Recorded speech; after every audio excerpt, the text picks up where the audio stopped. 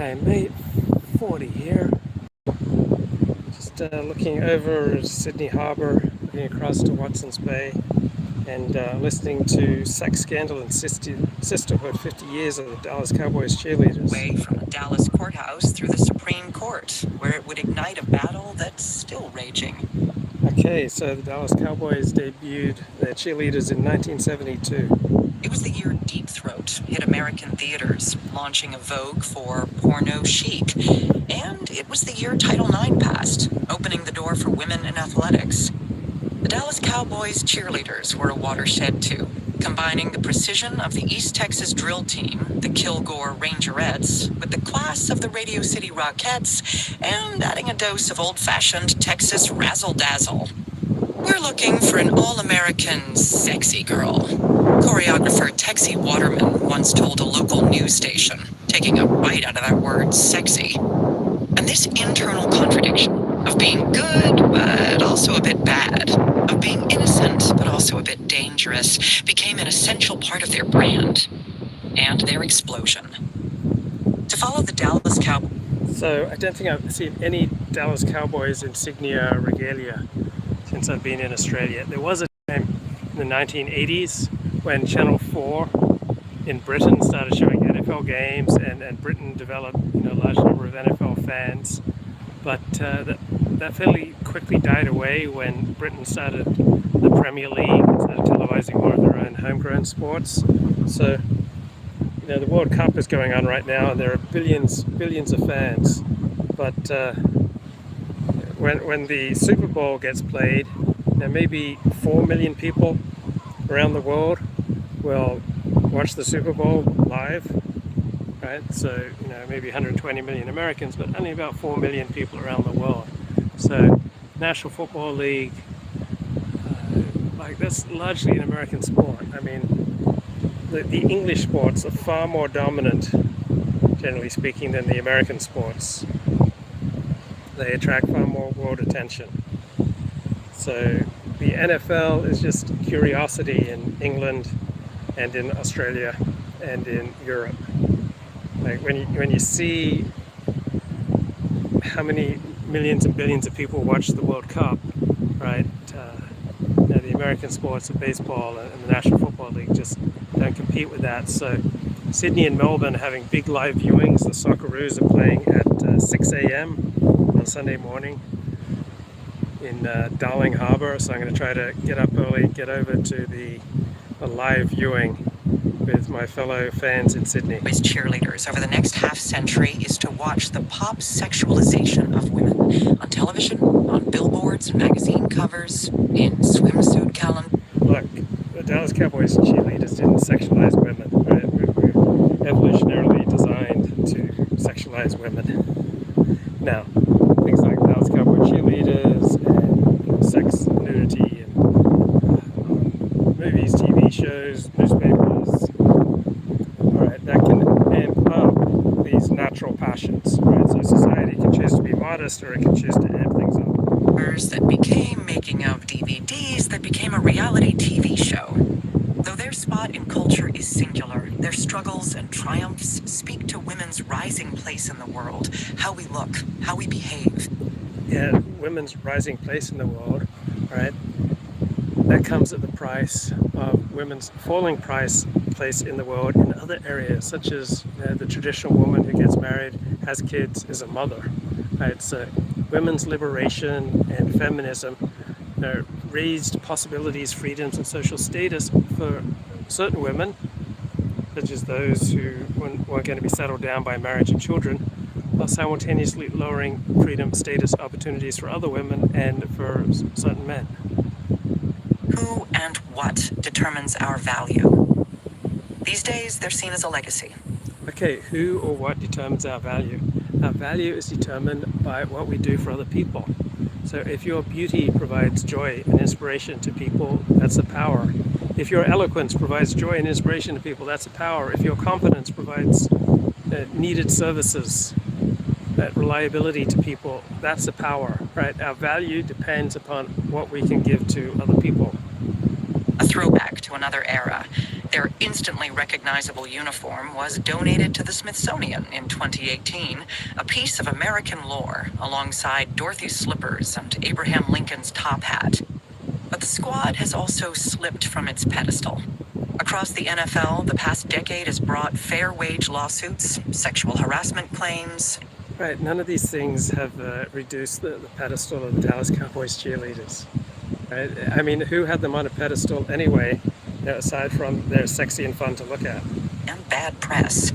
Oh, one of the things I was amazed at is in televised National Football League games, they only show the cheerleaders for a maximum of something like 1.5 seconds or 2 seconds. They have a limit for how long they'll show cheerleaders at a time, and it's like really short. It's something like 2 seconds.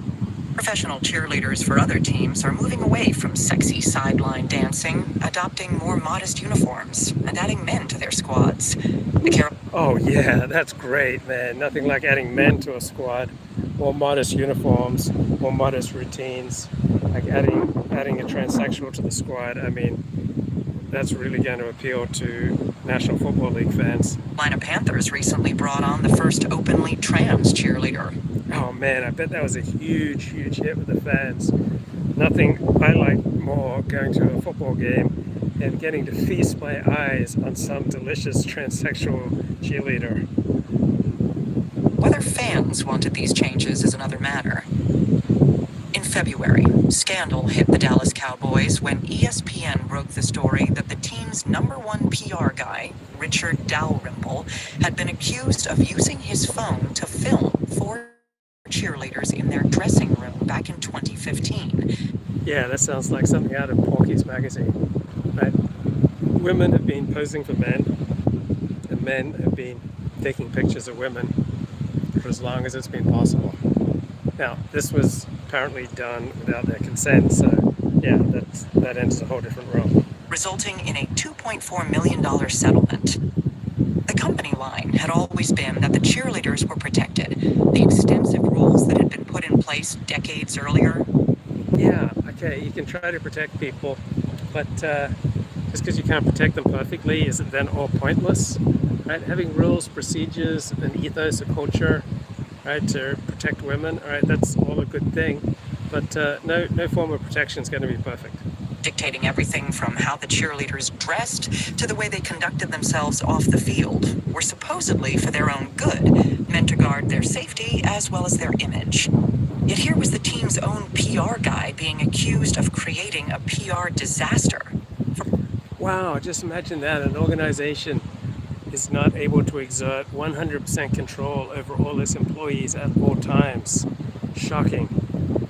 Anything that is human is susceptible to corruption. A squad that prided themselves on wholesome sexiness, this was seedy indeed. The Cowboys and... So Skip Bayless says the best film about the National Football League and the best novel is North Dallas 40 by Peter Gent, a former player for the Dallas Cowboys. I remember reading this novel in the summer of 1980. It kind of shook me up a bit. Unflinching, accurate, fair look at the Dallas Cowboys. Buffalo looks like they're moving to 9-3. Yeah, they're just absolutely destroying the New England Patriots. Is Bill Belichick just a 500 coach without Tom Brady? I mean, it sure looks like he's just another guy, just another coach, a 500 coach without Tom Brady. Dalrymple denied any wrongdoing. But my phone blew up with cheerleaders I'd gotten to know during the year I spent interviewing them for the Texas monthly podcast, America's Girls. How had this happened? Had it happened other times? On sports radio and Twitter and in casual conversation, I heard questions that had dogged me since I'd started this project. Did the world still need professional cheerleaders? Did we need them? Right, they add entertainment. Right, sports is entertainment. Now, sports is also largely about community. Right, sports is about creating a sense of connection. Right, so people who go into a world that feels disconnected, all right, they want to connect. And so that's probably the main power of sports. Remember when I told forward about Josh Allen from 5 years ago. Yeah, Josh Allen, quite the quarterback. Looks like he's absolutely putting it to the Patriots. Okay, I've been reading a great book. It's called Soccernomics, the 2022 edition. Why European men and American women win and billionaire owners are destined to lose. So this book says that the world's most innovative soccer country is Germany. And ex-players have now lost their monopoly on managerial jobs. So yes, it should not be written in stone that only former players can become soccer managers. So the German Soccer Federation now has a training course to certify professional coaches for people who did not play professionally. So it helps to know the smell of the stables in professional soccer, but there's only one aspect to being a coach: how you pedagogically, analytically, communicatively. Okay, how has soccer remained such an incompetent business for so long? Well, soccer clubs tend to hire incompetent staff. Baseball for a long time was just as incompetent. In Moneyball, great book, Michael Lewis asks why among baseball executives and scouts there really is no level of incompetence that won't be tolerated. Well, the main reason was that baseball has structured itself less as a business or as a social club. There are many ways to embarrass the club, but being bad at your job is not one of them. The greatest offense a club member can commit is not ineptitude, but disloyalty. So club members are selected for their club ability. Clever outsiders are not clubbable. They talk funny. They go around pointing out the things that people inside the club are doing wrong. So the staff of soccer clubs traditionally tend not merely to be incompetent, they're also novices, because the turnover is so rapid. Whenever a new manager arrives, he generally brings in his cronies. And the media and the fans make it impossible for clubs to make sensible decisions. They're always hassling the club to do something immediately. So it talks about a business executive, Chris Anderson, entered soccer specifically with the aim of making the game smarter. His wife gave him a copy of Moneyball in 2009. He read it open mouthed. He began blogging about soccer data. Wrote a book, The Numbers Game, 2015. Gave up his tenured job as an economist at Cornell. Become managing director of the Coventry City in England's League One of soccer. He lasted only 11 months, but came away with some insights into why clubs don't think very hard. It's hard to come across a single innovative club anywhere in soccer.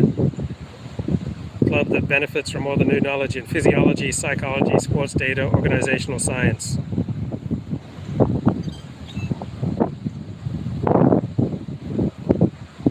Time is the greatest luxury in football. European soccer clubs can be relegated, which means financial disaster. Clubs in American sports are usually free from that pressure.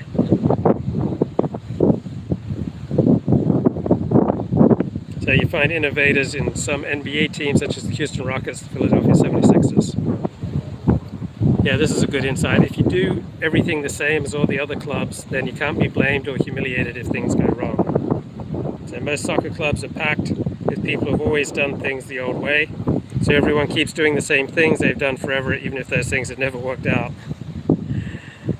Also, soccer has a masculine culture and a working class industry that encourages stubbornness.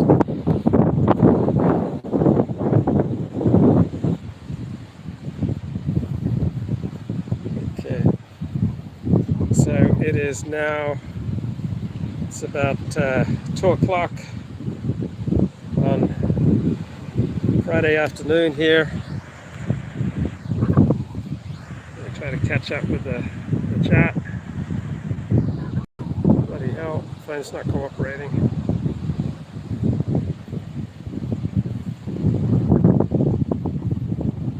But anyway, loving this book, Soccernomics.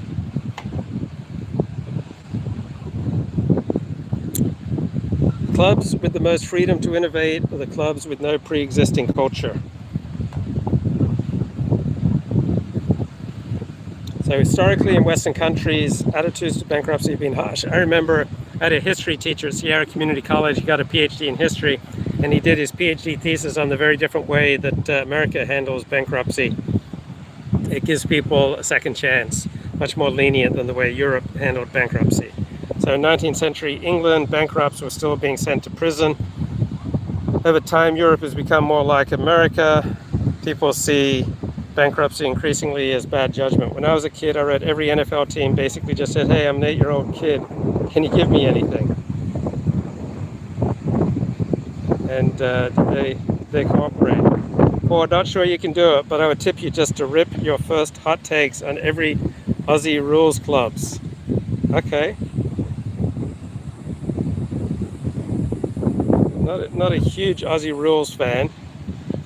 I used to do that with all the TV stations. I wrote to all the sportscasters at all the leading TV stations and radio stations in San Francisco, and they all replied, including the guy who called that famous Cal-Stanford game where Cal returned it for a touchdown at the last second, and they ran through the Stanford band. So the radio announcer, I think Joe Starkey, he wrote me a postcard filled with tips on how to become a sports announcer. And so all the TV stations sent me autographed pictures of their sports anchors. Also, if you want to travel to England, the English embassy just gives you tons and tons of stuff. So bankruptcy is how soccer clubs tend to stay alive. So in 1979, US introduced the famous Chapter 11 provisions that protect a firm from its creditors while it tries to work out a solution that saves the business. So Britain adopted that. Later, Italy, Germany, Spain, France adopted versions of these more forgiving American bankruptcy laws, and this has proved to be a giant boon to soccer clubs. So in 1991, Ron Rhodes, chairman of Crystal Palace, said on British TV, the problem with black players, whose heavily black team had just finished third in England, is that they're great at pace, they're great athletes, they love to play with the ball in front of them, but when it's behind them, it's chaos. I don't think too many of them can read the game. When you're getting into the midwinter, you need a few of the hard white men to carry the athletic black players through. Oh, disavow, so racist, how could you say that on TV? So this interview was one of the last flourishes of unabashed racism in British soccer. Through the 1980s, racism had been taken for granted. Pundits explained the curious absence of black players at Liverpool and Everton by saying they haven't got the bottle. So I think bottle means strength. So no bottle is a particular favorite for black players. It means a lack of concentration. Oh, no bottle, no strength, and no stamina. Have you heard that expression, no bottle? Then lack of concentration, another racist trope about black soccer players. You don't want too many of them in your defense. They cave in under pressure. And there's a curious conviction that blacks are susceptible to the cold and won't go out when it rains. Crazy. How could people think these ridiculous racist things? So as late as 1993, you can still witness the following scene in London. God, I must prepare you, this is a racist scene. Right? Crowd of people in a pub watching England versus Holland on TV. Every time Jamaican-born John Barnes gets the ball, one man in shirt sleeves and a tie just out of his city office makes monkey noises every time his co-workers laughed. If anyone had complained, let alone gone off to find a police officer and asked him to arrest the man, the response would have been, where's your sense of humor? Boy, I'm sure glad that we've moved past that kind of racist England. Back in the 1970s, there were very few black players in English soccer. Only 2 clubs in the 1973-74 season fielded any black players. By 1983-84, there were 20 teams that did not field any black players. By 1989, every team fielded at least 1 black player. By 1992, when the Premier League was founded, only 5 teams did not field a black player that season. So 90% of the clubs were putting black players in the field on the first team.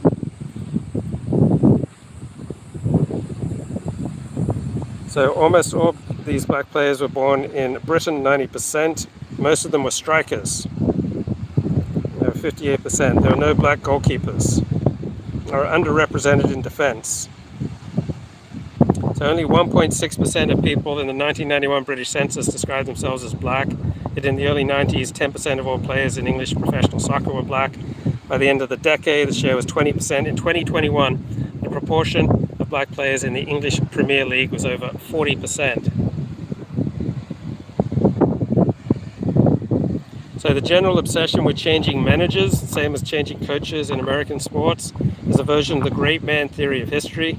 The idea that prominent individuals such as a Genghis Khan or a Napoleon cause historical change. But I'll have you know, academic historians binned this theory decades ago. Right, when you look at the clubs who have won the European Cup since the competition began in 1956, all right, almost all the winners for the first 15 years were dominated by the capital cities of fascist regimes. Right, 8 of the first 11 European Cups were won by Real Madrid, the favorite soccer club of General Francisco Franco, or Benfica, from the capital of Portuguese dictator Salazar. 7 of the losing teams in the first 16 finals came from fascist capitals. By the start of the 1970s, the dominance of fascist capitals was ending. But teams from Europe's remaining dictatorial capitals continued to thrive. The totalitarian capitals got off to a great start in the European Cup. The first 42 years of the European Cup, democratic capitals never won it.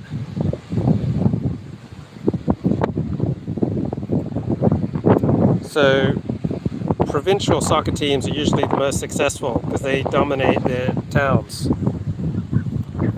Okay. I used to have a Liverpool Dragon type t-shirt when he scored on Brazil a few cups ago. I put on my ratty Liverpool Dragon t-shirt, dragged my balls on her face. Good times. Thanks, Michael Owen. Just a normal day in paradise. Okay. So provincial Western European cities dominate the European Cup and Champions League. Why? Okay, capitals tend to have the greatest concentration of national resources, so why do their teams perform so badly? Right, the main reason teams from democratic capital cities aren't so much up for winning. Right? No soccer club matters that much in a capital city, just like Los Angeles didn't have an NFL team for about 25 years, and it wasn't really a big deal. So in the late 1990s, a group of visiting fans from an English provincial town could wander down London's Baker Street yelling their club songs at passers-by. So in their minds, they were shaming the Londoners. They were invading the city for a day, making all the noise. But to the Londoners who were being shouted at, many of them were foreigners, they didn't care about or even understand the point that was being made. So London, Paris, Moscow don't need to win the Champions League in soccer. It's a different type of city where a soccer club can mean everything. You need a provincial industrial town. So these are the places that have ousted the fascist capitals as rulers of European soccer. So by 1892, all 28 English professional clubs were from the North or the Midlands. So places that were poor, that were legacies of the Industrial Revolution, and they still shape English fandom. So the combined population of Greater Merseyside, Greater Manchester and Lancashire County is less than 5.5 million, about 10% of the English population. Don't you dare say that George W. Bush doesn't care about black people. At the end of the 2021 season, the top 3 teams in the Premier League table, the 2 Manchester teams and Liverpool, are all based in the same region. Right? They have a century of brand building. Manchester United is the most popular club on earth because Manchester had been the first industrial city on earth.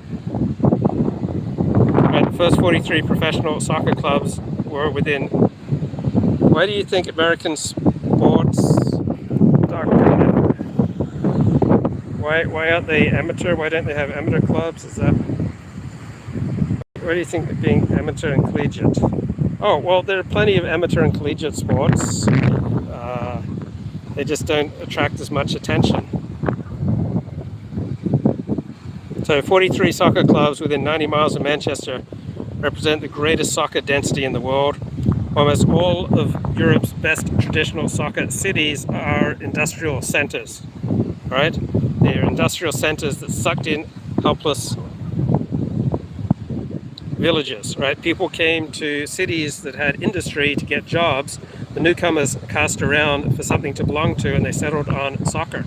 So sports and religion meet the same need for connection, right? You could move to a new city and find a synagogue or a church, or you could support the soccer club, right? People want to belong. So supporting a soccer club or going to church or a synagogue helps you make a place for yourself in a new city. Real Madrid is the king of European soccer with 13 European cups.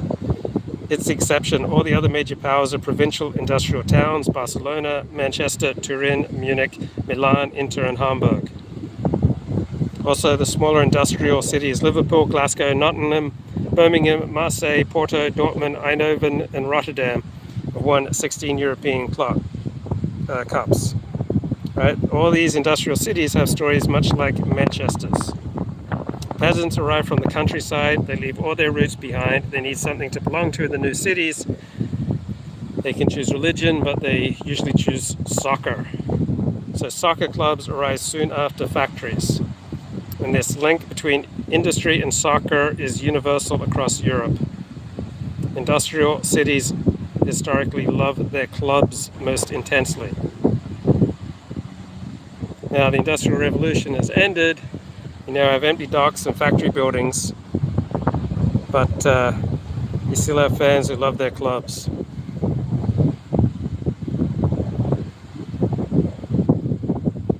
So contrast these industrial cities with old towns with a traditional upper class streak, such as Oxford, Cambridge, Cheltenham, Canterbury, York, and Bath.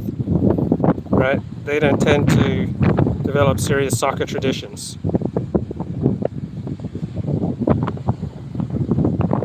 Their teams play in England's third-tier league. Though upmarket towns with age-old hierarchies and few incoming peasants, people there don't need soccer clubs to root themselves.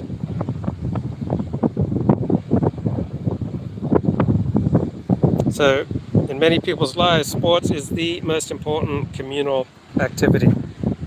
About a third of Americans watch the Super Bowl, but European soccer is far more popular. In the Netherlands, right, 3/4 of the population have watched Holland's biggest games.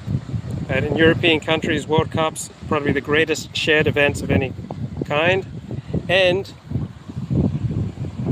is that the exact sequence of events that led Trump having dinner with Nick Fuentes? Who invited whom? Trump and Kanye knew each other, and so Kanye was coming to have dinner with Trump, and then Kanye got contacted with Milo, who said, bring along Nick Fuentes. So do people commit suicide after major sporting events? The evidence says that sports tends to save more lives than it takes, because sports gives people community and meaning and purpose to their lives, gives them connection. So typical soccer tournament or sporting event saves hundreds of lives. Also, sports provide an outlet for primal, tribal, racial, and national feelings. So there are a few outlets which permit open expression of tribal, racial, and national feelings. Sports is one of the few, perhaps the most powerful. So you have a common interest and endeavor, you fuse it with nationalism, you have enhanced social cohesion and decreased suicide. So social cohesion, that's the key phrase here. That's the benefit that all sports fans get to enjoy. So there are fewer suicides than the rest of us. They get social cohesion from fandom. Winning or losing is not the point. You get social cohesion even when you lose. Nations, communities will frequently bond over a defeat in a big sporting event. People cry in public. They perform postmortems in the office the next morning. They hunt for scapegoats together. It brings people together. Right? So losing matches does not make people in significant numbers so unhappy that they jump off buildings. Right? Fans of longtime losers like the Chicago Cubs, Boston Red Sox, right? They didn't kill themselves more than other people.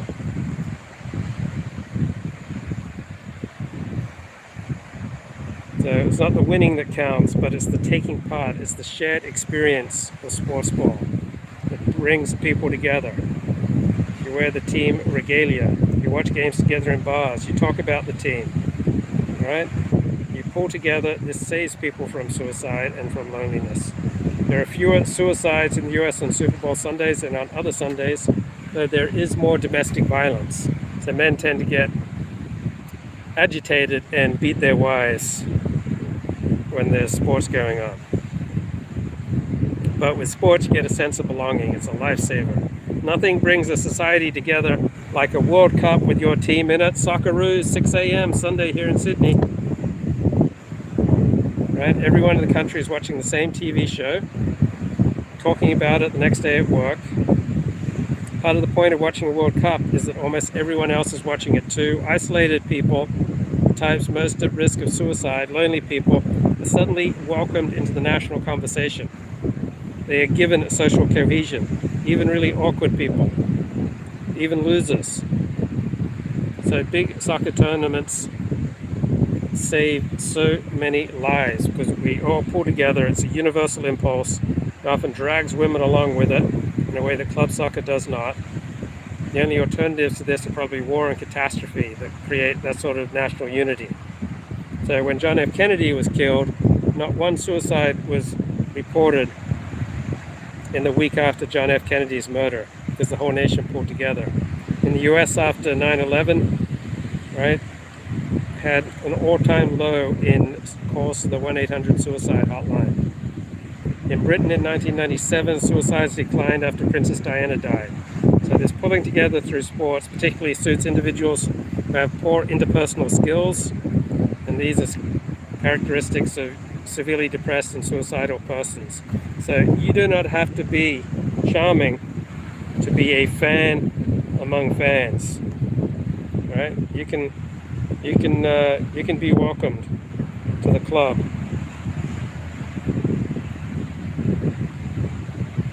So connects people. That's what sports does. Dallas Cowboy Cowboys cheerleaders. and Dalrymple denied any wrongdoing. But my phone blew up with cheerleaders I'd gotten to know during the year I spent interviewing them for the Texas monthly podcast, America's Girls. How had this happened? Had it happened other times? On sports radio and Twitter and in casual conversation, I heard questions that had dogged me since I'd started this project. Did the world still need professional cheerleaders? Did we ever? The Cowboys history books won't tell you the true origin story of the cheerleaders. The Dallas Cowboys cheerleaders began as the creation of one man, Texas E. Schramm, reads a 1984 tome on the Cowboys. Nope. Try again.